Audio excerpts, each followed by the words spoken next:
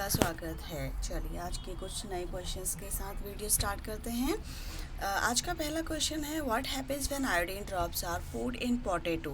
तो पोटैटो आपको मालूम है कि पोटैटो में स्टार्च होता है, तो जब भी हम स्टार्च में आयोडीन डालते हैं तो उसका कलर ब्लू ब्लैक हो जाता है और ये स्टार्च का कन्फर्मेटरी टेस्ट होता है। ठीक है फ्रेंड्स, आगे चलते हैं। Why a balloon filled up with gas but only go up in air. ऐसा क्यों होता है कि बलून हमेशा ऊपर की तरफ ही जाता है जब उनमें गैस फिल करी जाती है, स्पेशली लाइटर गैसेस। तो रीज़न ये है कि उनका जो डेंसिटी है ना वो एयर की डेंसिटी से थोड़ी सी ज़्यादा हो, उनकी डेंसिटी जो बलून के अंदर जो गैस है उसकी डेंसिटी कम होती है देन दी एयर, इसलिए वो ऊपर की तरफ उड़ती है। ठीक है। Which electrolyte is use in the dry cell. Dry cell के अंदर कौन सा इलेक्ट्रोलाइट, कौन सा केमिकल भरा जाता है? तो ये है ammonium chloride and zinc chloride. इसको फिल किया जाता है। कभी आपने देखा होगा कि जो सेल होते हैं ना, जब वो पुराने हो जाते हैं, कभी उसको तोड़ के देखिए, आप उसको तोड़ के देखेंगे ना तो उसके अंदर से काला पाउडर सा निकलता है।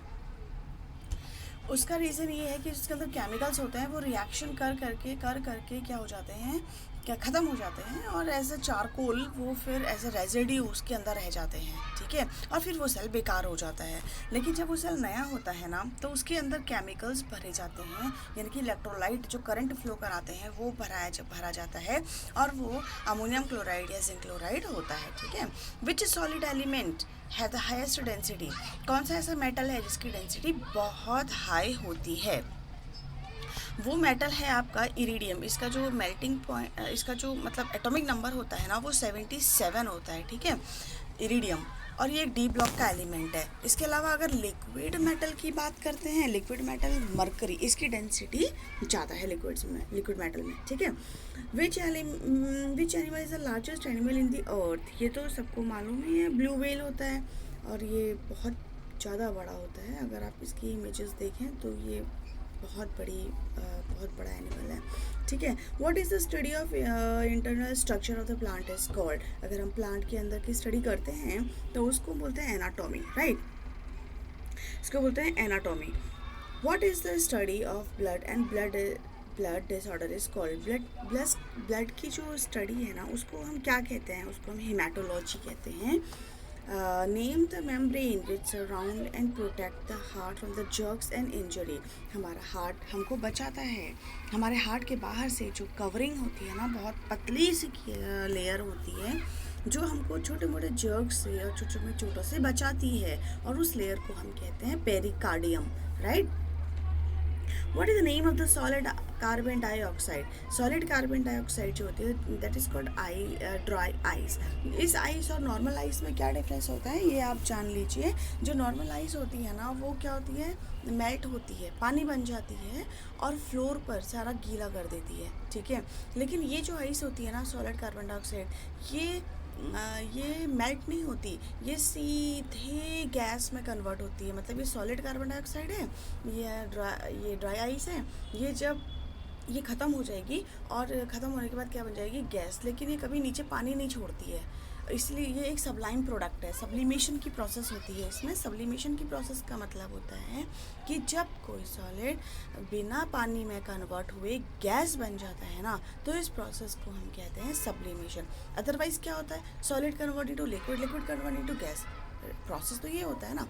लेकिन यहाँ पर कुछ डिफरेंट ही होता है। Solid directly convert into gas and this process is called sublimation. तो कार्बन डाइऑक्साइड जो है, ड्राई आइस जो है, ये एक सब्लाइम प्रोडक्ट है और ये कभी भी पानी नहीं छोड़ता है और ये उड़ के जैसे नेफ्थलीन बॉल्स ख़त्म हो जाती है ना, ऐसे ये भी ख़त्म हो जाती है। इसका यूज़ जो होता है ना वो कॉमर्शियल फ्रिज वगैरह होता है ना जो मॉल्स में बड़े बड़े, वहाँ पे ये फ्रिज में इसी का ड्राई आइस का यूज़ किया जाता है। क्योंकि कभी सपोज़ लाइट वेट चली गई तो वो पानी मेल्ट होके नीचे फ्लोर गंदा कर देते हैं और फ्रिज के अंदर भी बहुत गंदगी बन जाती है ना, मॉइस्चर बहुत ज़्यादा बन जाता है तो फ्रिज गंदे हो जाते हैं। लेकिन वहाँ पे क्या है, ये ड्राई आइस डालते हैं तो ये जो है अगर ये मेल्ट हो भी रहा है तो डायरेक्ट गैस बन के निकल जाएगा। और उसके अलावा ये जो डांस फ्लोर होते हैं डीएजे के, तो उनमें भी जो धुआं सा निकलता है ना वो यही ड्राई आइस है और हमको ठंडक पैदा करता है ये। What is a plasmolysis. Plasmolysis क्या होता है?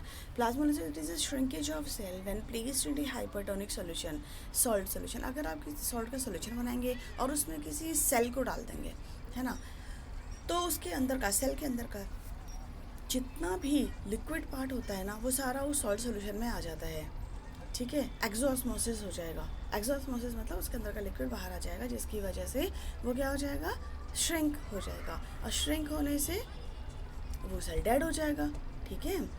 ऐसे ही अगर हम भी ऐसी नमक का पानी पी लें तो क्या होगा बताइए? नमक का पानी पीने से पहले तो वॉमिटिंग आ जाएगा, क्योंकि बॉडी की इसकी ज़रूरत नहीं है, और उसके बाद अगर कुछ जितनी देर वो बॉडी में रहा उतनी देर में तो वो हमारे सेल्स को क्या कर देगा, डैमेज कर देगा।